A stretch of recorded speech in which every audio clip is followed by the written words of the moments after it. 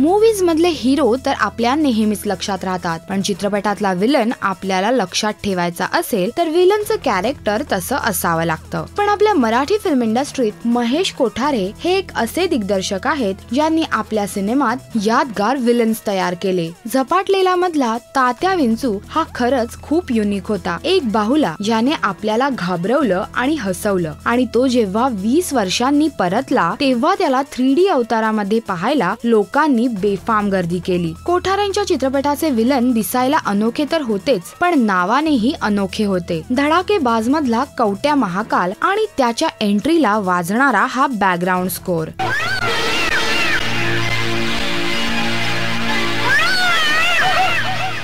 किंवा तात्या विंचूचा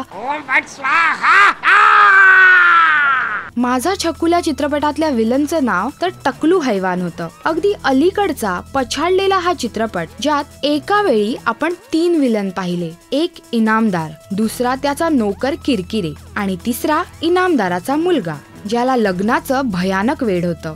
आणि या तिघांच्याही तोंडी असलेले पेटंट डायलॉग्स लोकांच्या आजही लक्षात आहेत। हे सगळे विलन तुमच्या डोक्यात घर करून राहिलेत। कधी कधी ते सहज आठवतात, तर कधी कधी ते आठवण्यात एक वेगळीच मजा येते। खरं तर बॉलिवूड मध्ये अगदी गब्बर सिंग पासून मोगॅम्बो पर्यंतचे विलन बनत होते तेव्हा, तसेच किंबहुना कधी कधी त्याही पेक्षा युनिक असे विलन्स कोठारेंनी बनवले।